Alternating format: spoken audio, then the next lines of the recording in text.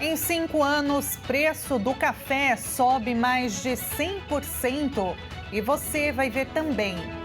Após visita a Bolsonaro na Papudinha, governador Tarcísio confirma candidatura à reeleição em São Paulo.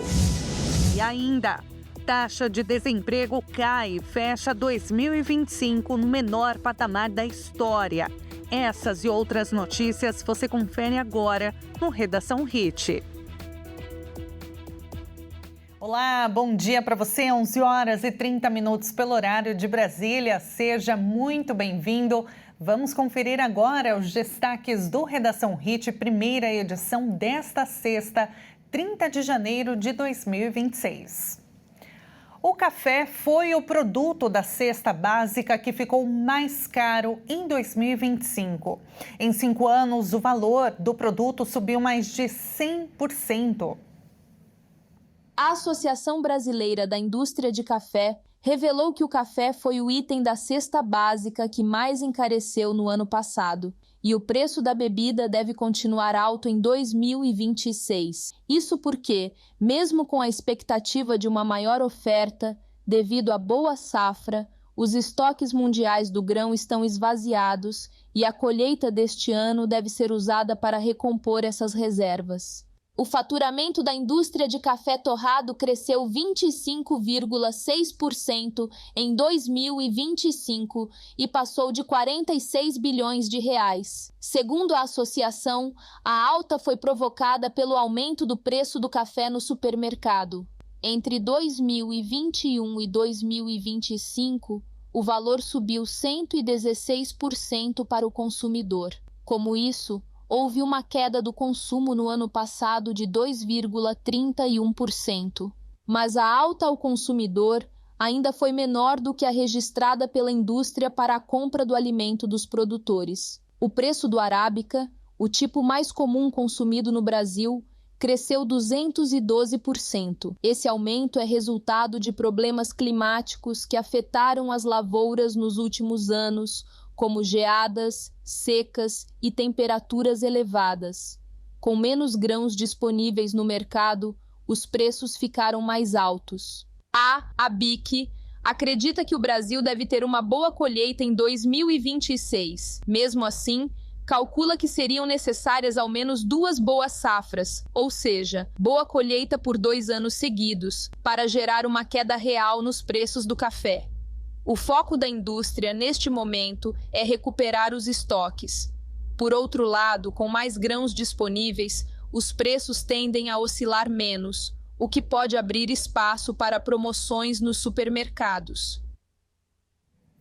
Após visita ao ex-presidente Jair Bolsonaro, Tarcísio de Freitas confirmou que ficou sem candidatura ao Planalto. Após cobranças, o governador paulista demonstra mais apoio à pré-candidatura do filho, Flávio Bolsonaro. O governador de São Paulo, Tarcísio de Freitas, do Republicanos, visitou o ex-presidente Jair Bolsonaro nesta quinta-feira. Bolsonaro está preso na Papudinha, em Brasília.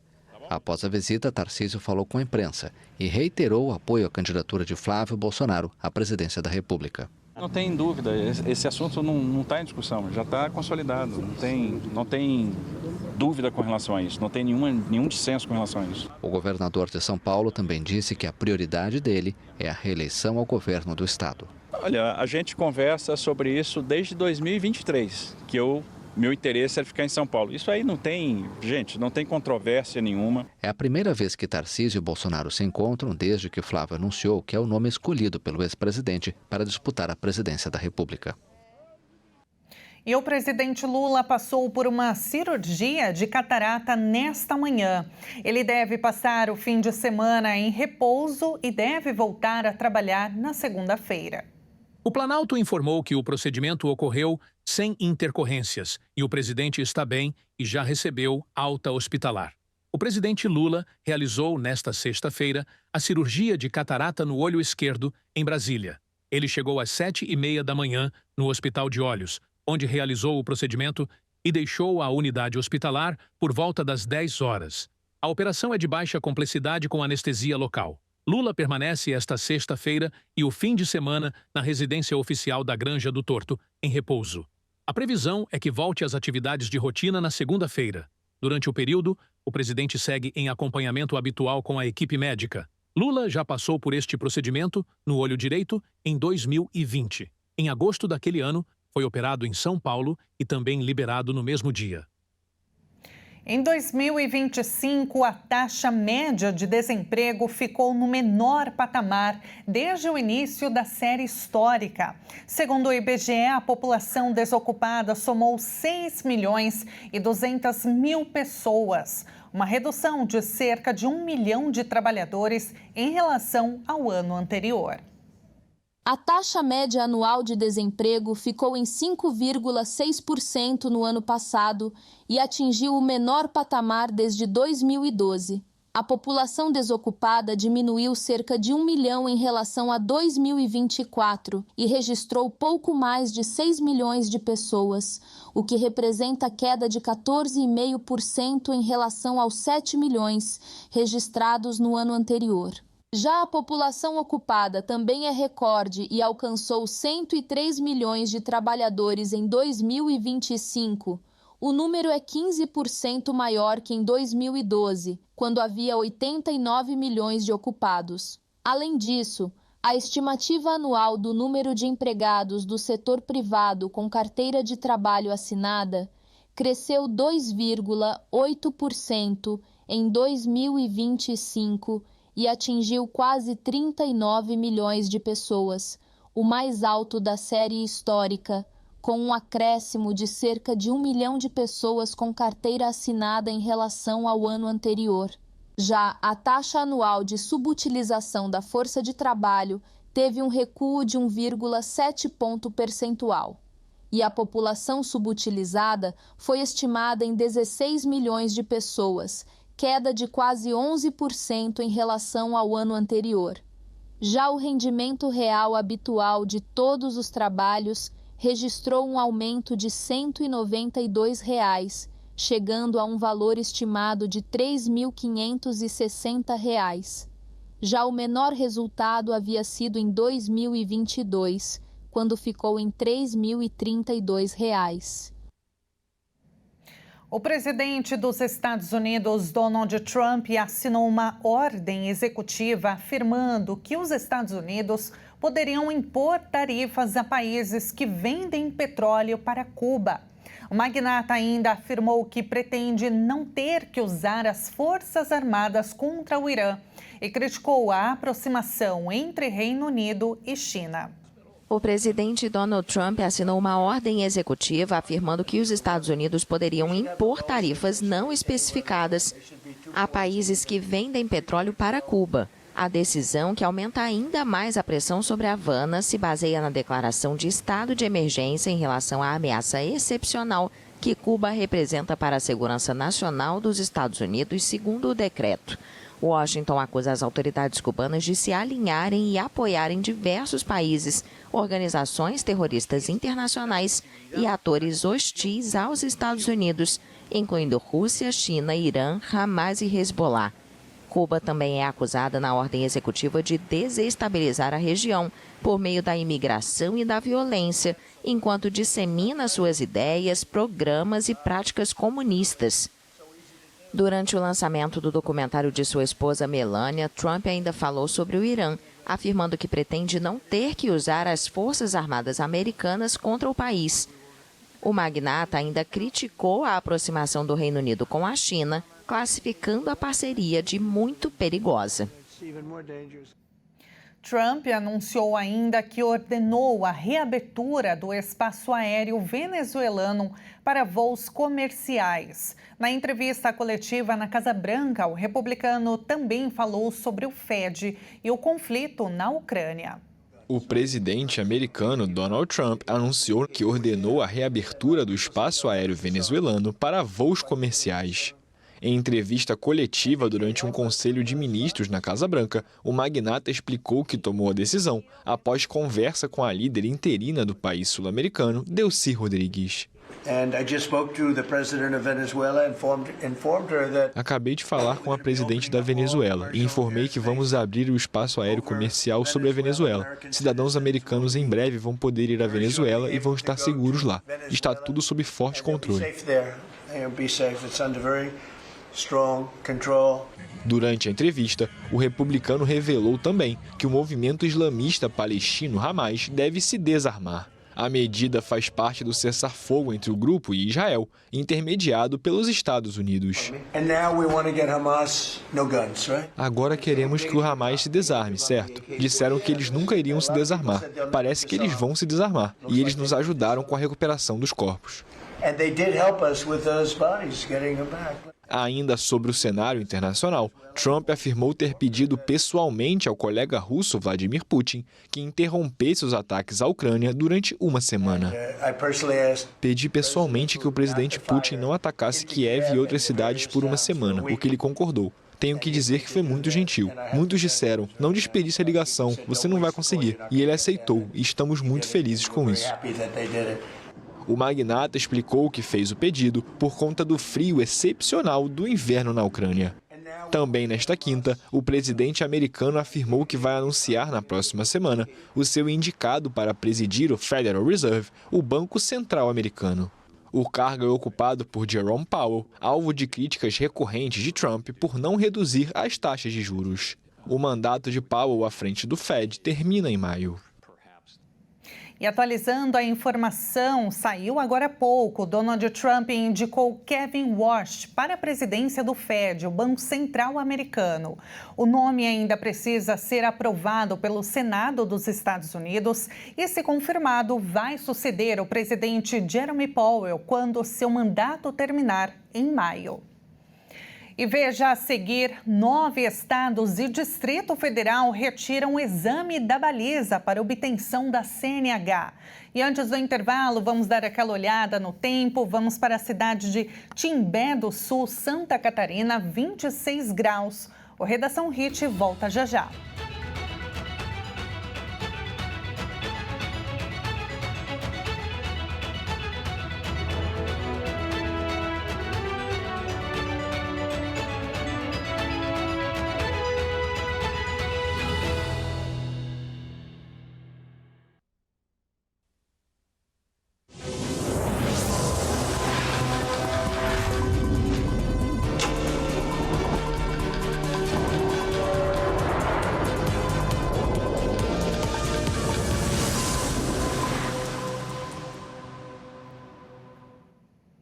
O Redação Hit está de volta agora no horário de Brasília, 11 horas e 45 minutos.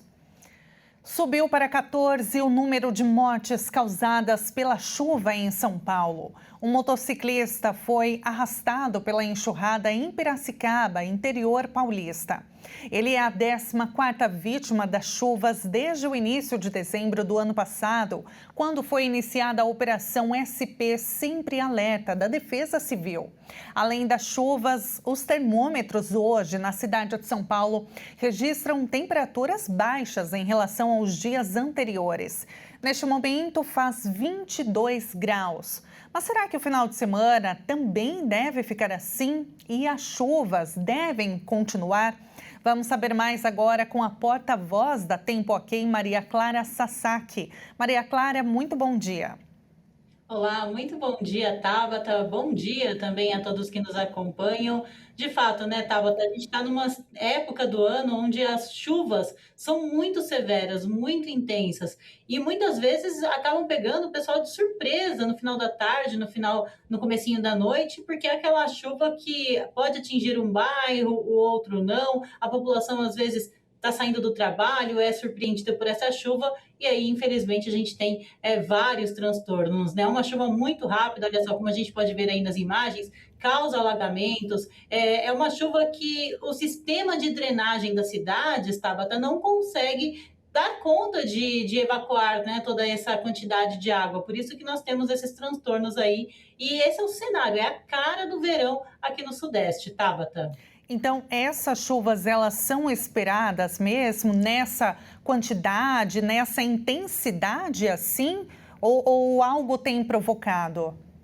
Não, é realmente algo que é normal, tá, para esta época do ano, especialmente em grandes cidades. A gente fala muito aqui de São Paulo, porque a gente está em São Paulo, né? Mas cidades como Belo Horizonte, cidades também do interior de São Paulo, Campinas, Bauru, região de Franca, que são cidades maiores, acabam tendo também situações parecidas.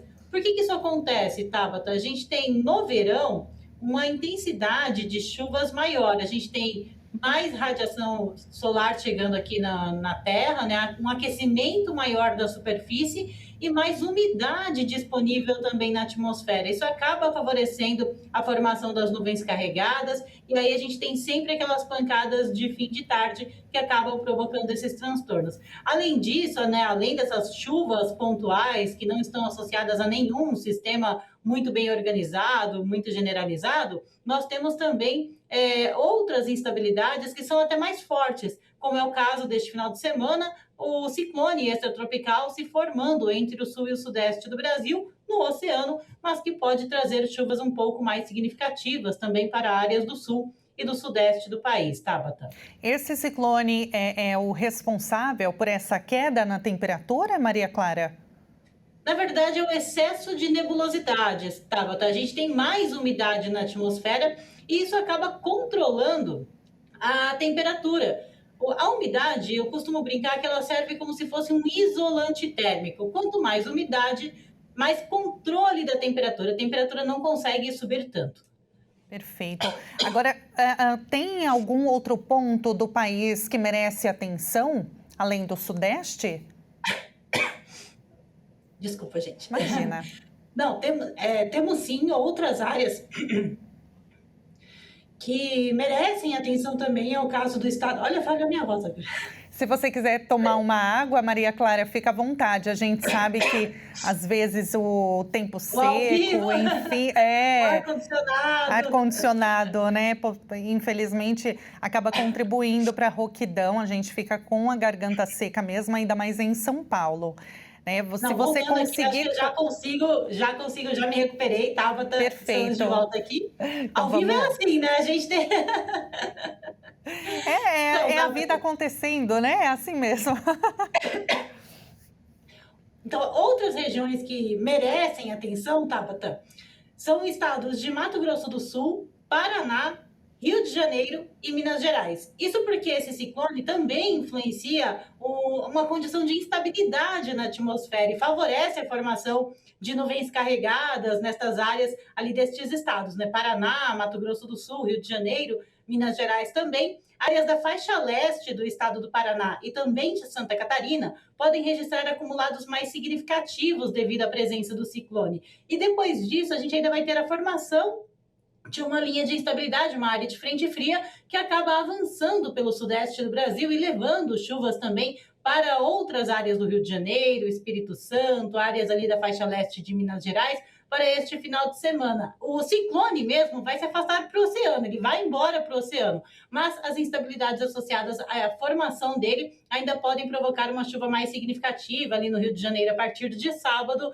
e áreas do Espírito Santo também a partir de domingo, Tabata. Perfeito, então não tem possibilidade da próxima semana a gente ter a atuação do ciclone. Na próxima semana, a gente vai ter outro ciclone se formando, né? Outro sistema se formando entre o Paraná e o estado de São Paulo, ali no oceano.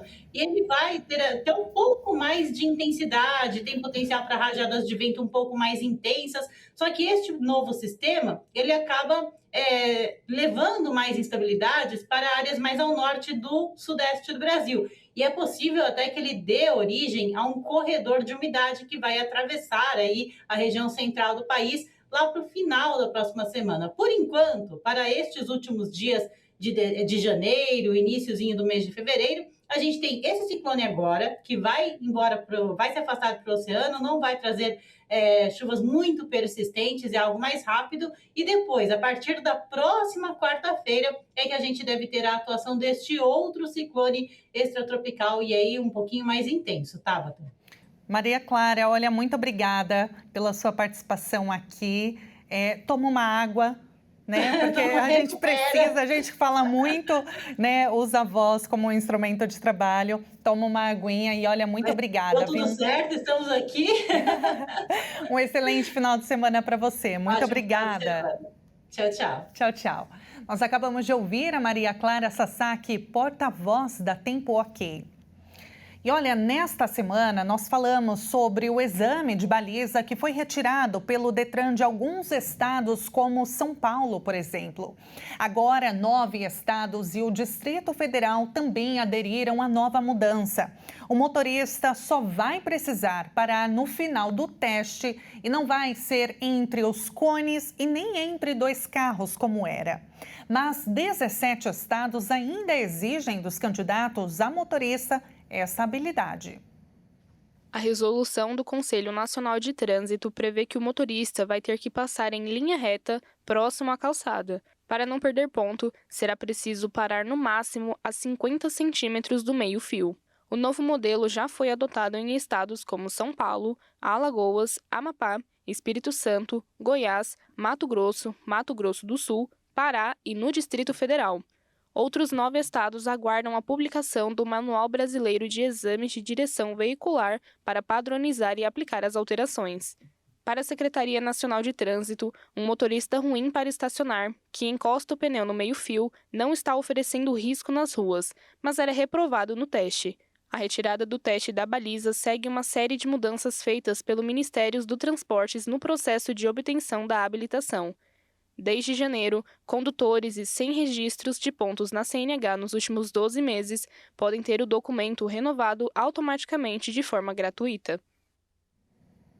E atenção, porque os MEIs, microempreendedores individuais que foram excluídos do Simples Nacional e pretendem voltar a atuar formalmente em 2026, têm até hoje, sexta-feira, para regularizar a situação e solicitar o retorno ao regime simplificado.